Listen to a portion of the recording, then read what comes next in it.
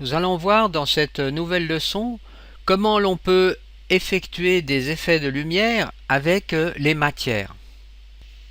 On commence donc par créer une matière qui va par exemple flasher.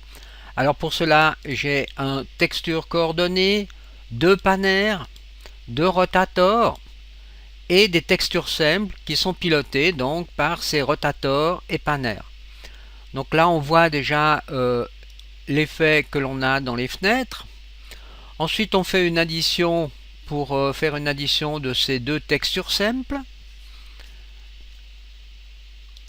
Ensuite de ce côté on crée ici un système de flash, alors avec un timer et une sinusoïde.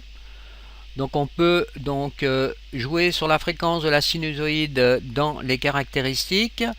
Alors là j'ai mis 0,8 et là on a un module qui va nous permettre de multiplier un facteur échelle à cet endroit. Donc là, en jouant là-dessus, on joue ici, vous voyez, sur la répétition.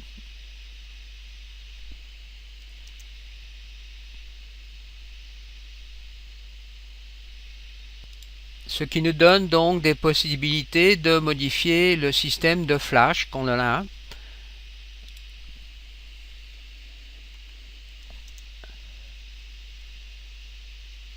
Alors laissons ceci par exemple. Ensuite je vais sur l'entrée émissive du preview matériel. Et là dans le preview matériel, je dois définir une variable qui est extrêmement importante. Dans cette catégorie, je dois dire que cette texture va être utilisée sur une fonction de lumière. Donc je coche ici cette variable.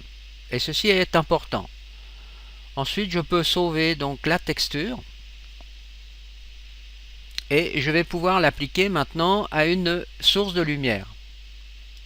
Ensuite, je rajoute une source de lumière dans la map sur laquelle je veux appliquer cet effet de texture. Alors pour cela, on doit utiliser donc certains types de lumière. Ici, le spotlight qui est togglable, c'est-à-dire qu'on peut l'allumer ou l'éteindre, va très bien. Ensuite, vous allez donc dans les composants de cette lumière et ici, vous allez rajouter utilisation d'une fonction light.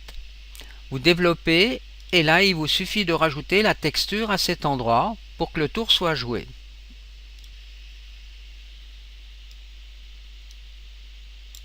Alors si jamais vous utilisez une lampe qui ne supporte pas la fonction light, eh bien ici, vous ne pourrez pas créer justement cet objet light function. Voilà ici un autre exemple de matière qu'on peut utiliser qui donne donc cet effet, vous voyez, de flicker. Alors là on utilise deux modules sinusoïdes qui sont donc toujours pilotés par un module time et un module cosinus. Alors on va regarder un peu en détail ce qu'on appelle ici une sinusoïde. Donc la sinusoïde part à 0. Ici on a l'échelle des temps et dans ce sens là on a l'échelle de l'amplitude. Donc la sinusoïde commence à 0, monte à 1 et repasse à 0 pour redescendre à -1 et ainsi de suite.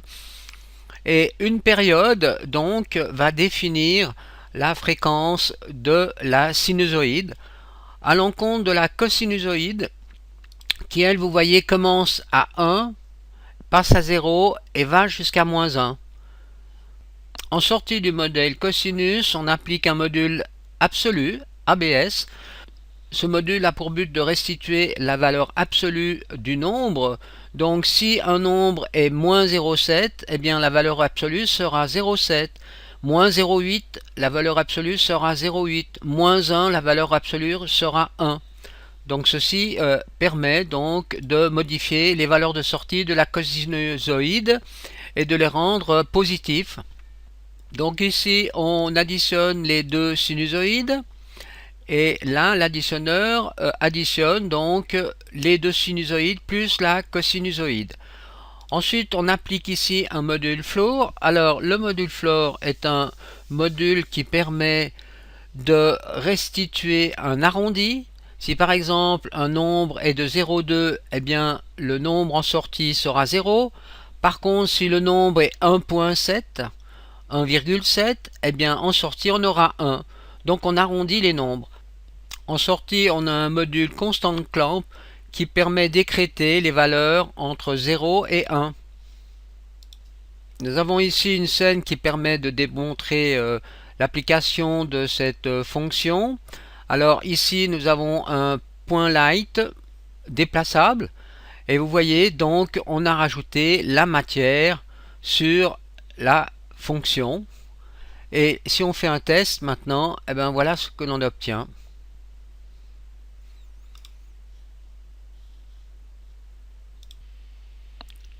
On a ici un autre effet, un effet de néon, qui est créé donc avec une nouvelle matière.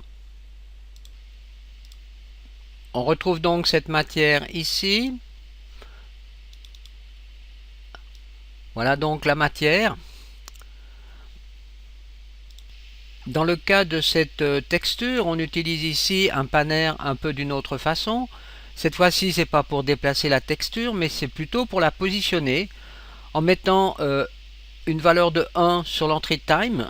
Donc à ce moment-là, il n'y a absolument pas de déplacement. Mais par contre ici, dans les propriétés du panner, si on met 0,5 et 0,5, ceci nous permet de positionner le texture simple donc à cet endroit. Car si je regarde la texture complète, c'est cette texture-là. Donc on a un petit bout de texture dans le coin en haut à gauche. Ensuite ici, on utilise toujours un interpolateur linéaire pour rajouter des couleurs. Et là forcément on a la sinusoïde qui donne cet effet de flash.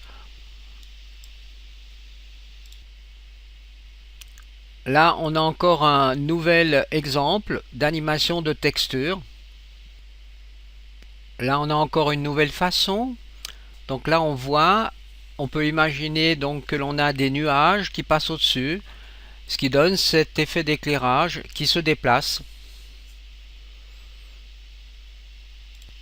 Alors cette fois-ci, on a appliqué cette matière sur une lampe du type dominante directionnelle.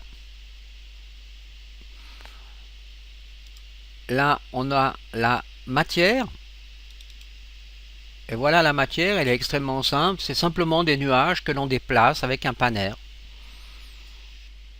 Voilà ici encore un nouvel exemple. Et cette fois-ci, la matière est appliquée sur un spotlight du type movable. Donc là, on retrouve la matière. Et voilà la matière qui a été utilisée. Si vous allez sur le site officiel donc de UDK, à cet endroit, dans les kits GEM, vous allez trouver sous Using Light Function, tout en bas ici, le fichier que vous pouvez télécharger avec ces différents exemples qu'on vient de voir.